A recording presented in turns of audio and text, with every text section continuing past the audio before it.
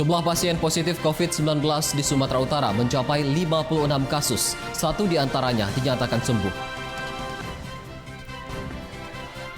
Polisi menetapkan 7 orang tersangka dalam kasus kekerasan seksual terhadap siswi SMK swasta di Deli Serdang. Pedagang kuliner manfaatkan jaringan internet untuk berdagang di tengah pandemi COVID-19.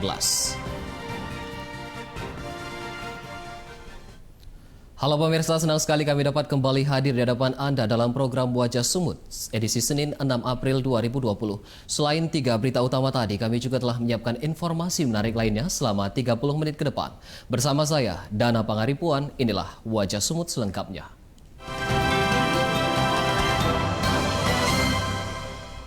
Jumlah pasien positif COVID-19 di Sumatera Utara mencapai 56 kasus, 5 diantaranya dilaporkan meninggal dunia.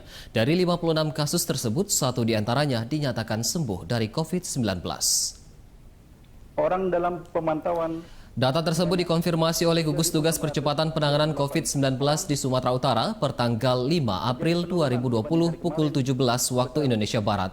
Pasien positif COVID-19 mencapai 56 kasus, 37 dinyatakan positif dari pemeriksaan laboratorium dengan metode PCR, sedangkan 19 lainnya terkonfirmasi menggunakan rapid test.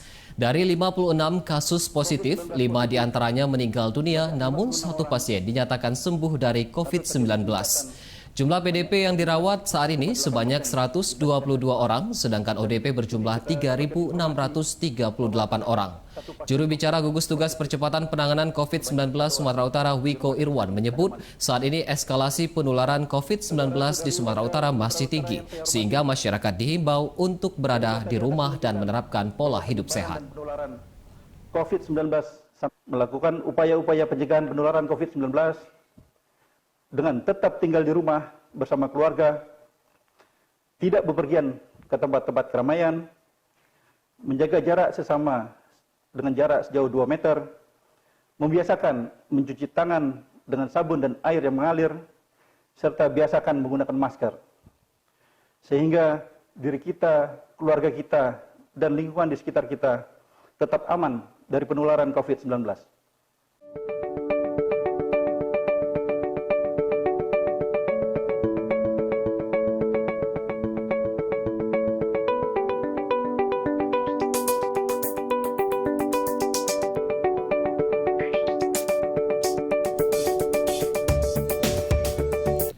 4 orang warga Kabupaten Simalungun dinyatakan positif COVID-19 dan menjalani perawatan di ruang isolasi Rumah Sakit Umum Perdagangan Kabupaten Simalungun.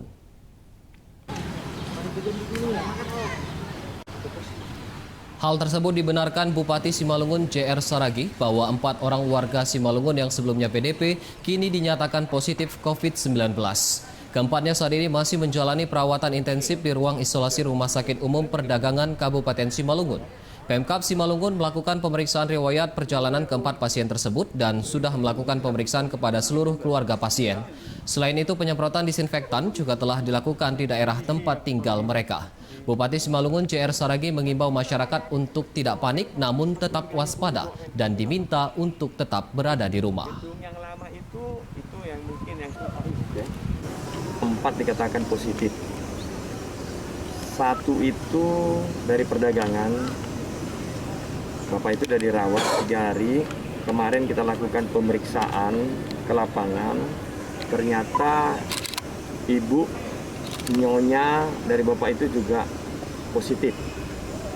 Jadi sekarang pemirsa, sebagian masyarakat di Sumatera Utara masih mengabaikan himbauan pemerintah terkait kewajiban menggunakan masker saat beraktivitas di luar rumah. Himbauan wajib menggunakan masker sebelumnya telah disampaikan pemerintah pusat untuk memutus rantai penyebaran COVID-19. Berdasarkan pantauan di sejumlah lokasi di Kota Medan, masih banyak ditemukan warga yang tidak menggunakan masker seperti Jalan Halat, Kota Medan. Padahal pemerintah telah mengimbau warga per tanggal 6 April agar menggunakan masker bila melakukan aktivitas di luar rumah.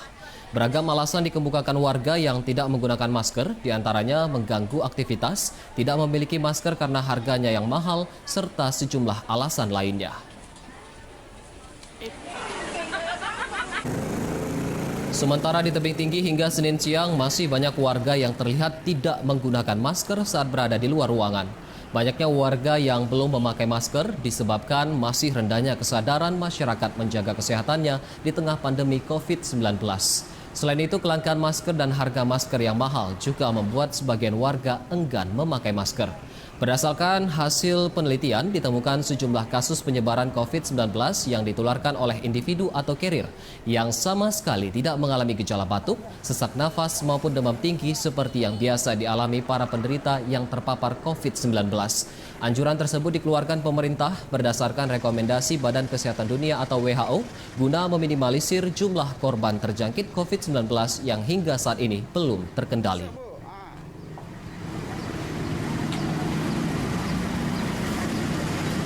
Jumlah orang dalam pemantauan atau ODP terkait COVID-19 di Kota Tebing Tinggi terus mengalami peningkatan. Pemkot Tebing Tinggi pun mengimbau warga untuk tidak datang dan pergi dari Kota Tebing Tinggi selama pandemi COVID-19.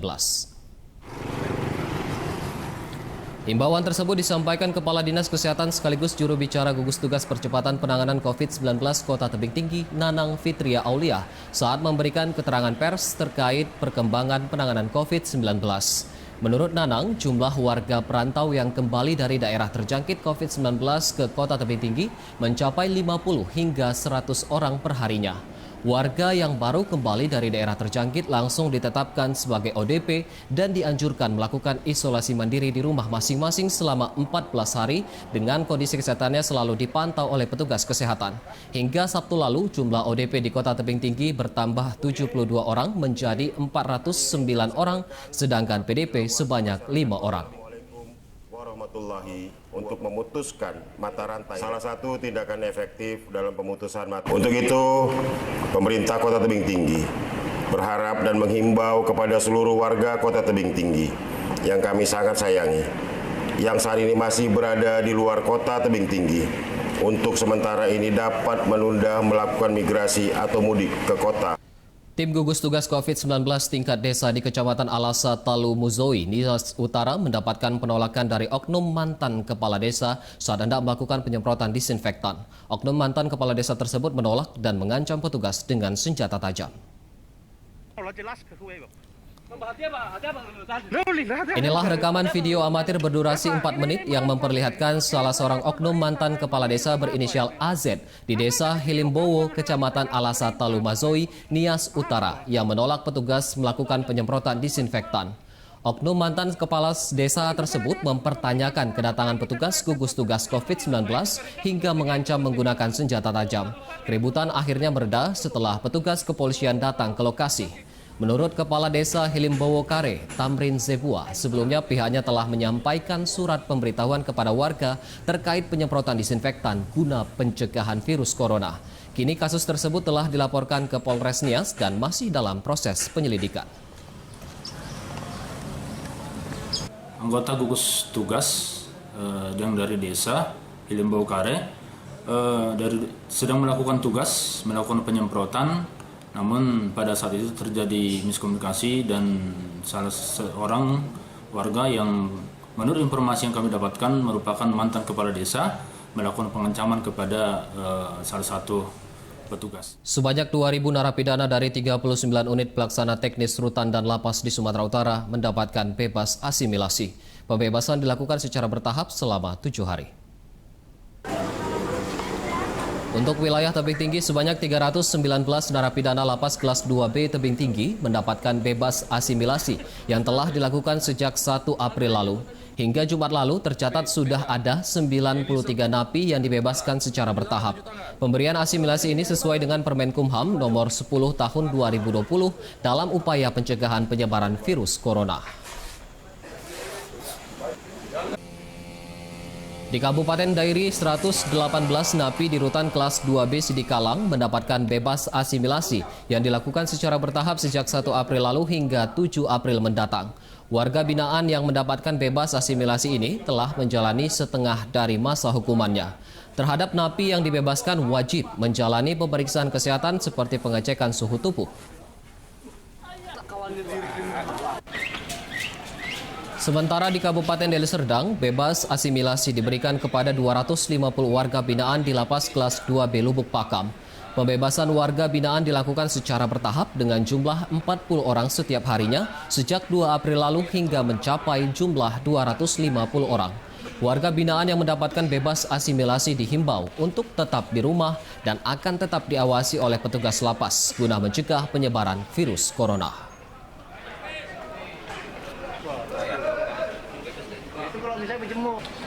Pemirsa, sejenak akan hadir informasi mengenai polisi menetapkan 7 orang tersangka dalam kasus kekerasan seksual terhadap siswi SMK swasta di Deli Serdang. Tetaplah bersama kami.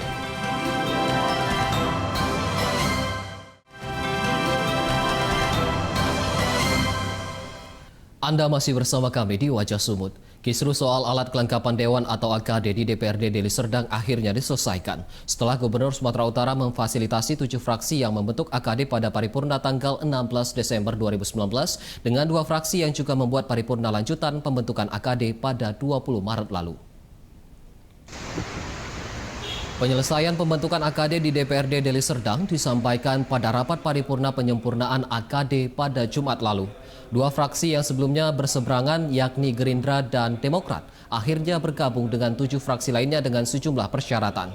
Kisru pembentukan AKD di DPRD Deli Serdang menjadi polemik di tengah masyarakat Deli Serdang selama hampir 6 bulan lamanya. Menurut Ketua DPRD Deli Serdang Zaki Syahri, tercapainya kesepakatan seluruh anggota DPRD kini dapat kembali bekerja sesuai tupoksinya, membantu pemerintah Deli Serdang.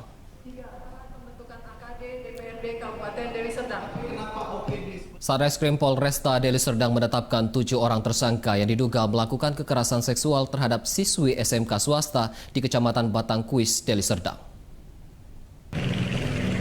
Saat ini 7 orang tersangka yang merupakan kakak kelas korban sudah ditahan di unit PPPA Satreskrim Polresta Deli Serdang.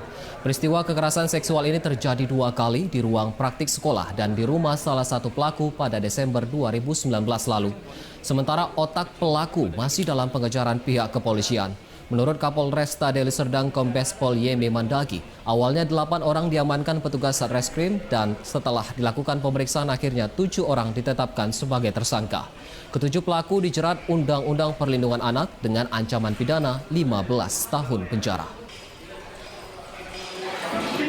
Sampai dengan saat ini, begitu kita menerima laporan dari keluarga ataupun terlapor, kita langsung bertindak dan malam harinya langsung kita amankan 8 orang. Kemudian yang kita jadikan sebagai tersangka di situ. Satreskrim Polres Serdang Bedagai menangkap 3 orang pelaku komplotan spesialis pencuri sapi. Penangkapan ketiga pelaku merupakan tindak lanjut atas 2 kasus pencurian yang terjadi beberapa waktu lalu. Ketiga tersangka yang ditangkap masing-masing Suprianto, Amir Hussein, dan Abdul Rahim. Pengungkapan kasus bermula saat 2 dari 3 pelaku kembali melakukan pencurian sapi milik warga di Kampung Banten, Desa Silau Rakyat, Serdang Bedagai. Dari kasus ini, polisi kemudian menangkap 2 pelaku, Suprianto dan Amir Hussein. Dari hasil pemeriksaan, polisi kemudian menangkap 1 pelaku lainnya atas nama Abdul Rahim.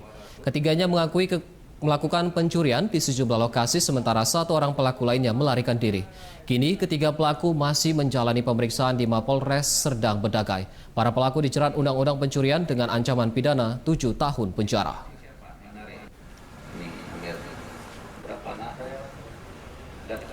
Kita ke berita selanjutnya. Pemerintah telah menambah jumlah bantuan program sembako kepada keluarga penerima manfaat dari sebelumnya Rp150.000 menjadi Rp200.000 untuk mengurangi dampak ekonomi akibat pandemi COVID-19. Namun jumlah sembako yang diterima keluarga penerima manfaat di Batubara tidak sesuai dengan nominal yang ditetapkan pemerintah. Bantuan program sembako dengan nominal Rp200.000 di sejumlah kecamatan di Batubara sudah mulai disalurkan melalui e-warung sejak akhir Maret lalu. Jumlah sembako yang diterima keluarga penerima manfaat pun bervariasi di setiap kecamatan.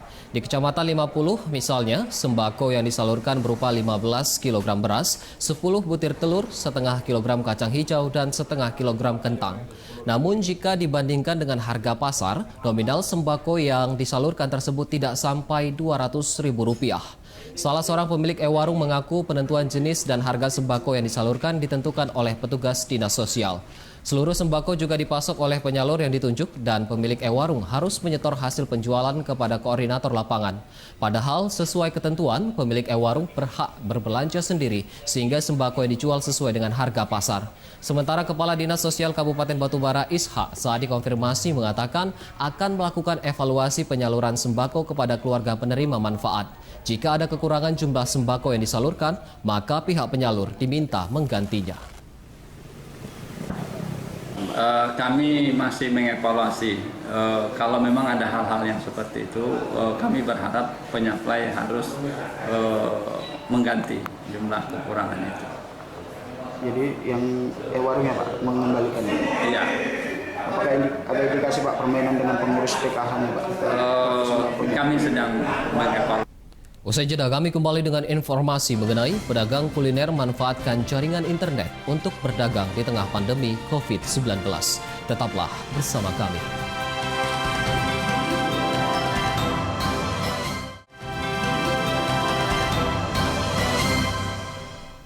Kembali lagi di Wajah Sumut, Dewan Pimpinan Daerah Partai Nasdem Tapanuli Tengah menyiapkan 13.000 karung beras bagi warga terdampak pandemi COVID-19 di Kabupaten Tapanuli Tengah. Penyiapan bantuan beras sebanyak 13.000 karung dilakukan di kantor DPD Partai Nasdem Tapanuli Tengah. Bantuan tersebut rencananya akan disalurkan ke 20 kecamatan yang tersebar di Tapanuli Tengah. Menurut Ketua DPD Nasdem Tapanuli Tengah sekaligus Bupati Tapanuli Tengah Bahtiar Ahmad Sibarani, bantuan ini ditujukan kepada masyarakat menengah ke bawah yang terdampak perekonomiannya akibat pandemi COVID-19.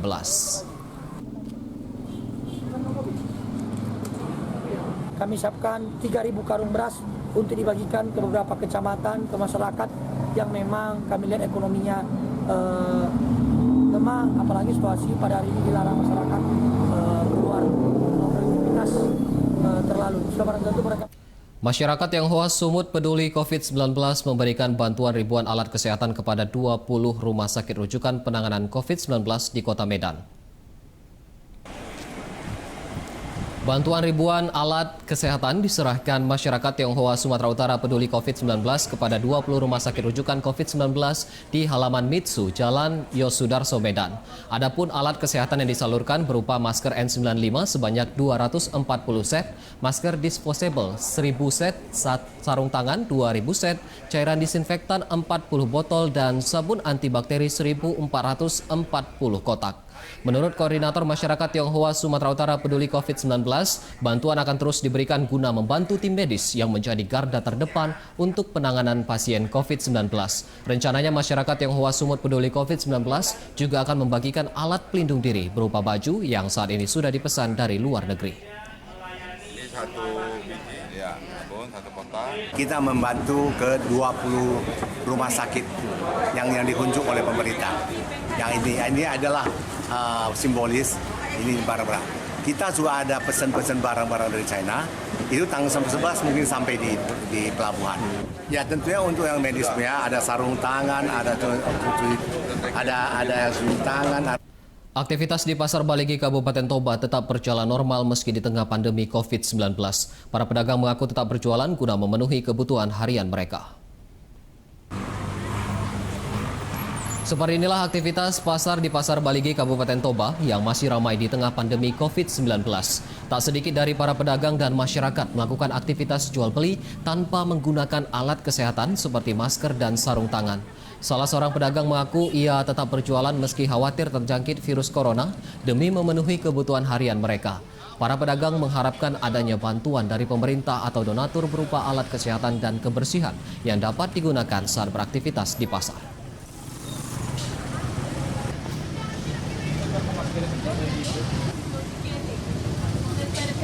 Ya, harapannya dibagilah masker untuk ini penduduk yang nggak kurang mampu. Iya, untuk masyarakat. Seperti kami masyarakat kecil ini, kalau nggak jualan kami nggak ada uang. Itulah. Pemirsa, di tengah merebaknya COVID-19 berdampak pada pedagang yang mengalami penurunan omset karena sepinya pembeli. Berbagai upaya pun dilakukan para pedagang untuk meningkatkan penjualan, salah satunya dengan memanfaatkan jaringan internet. Informasi tersebut sekaligus menjadi penutup Wajah Sumut edisi hari ini. Saya, Dana Pangaripuan, beserta kru yang bertugas mengucapkan terima kasih dan tetap berada di rumah, peduli terhadap sesama, bersatu kita cegah corona. Sampai jumpa.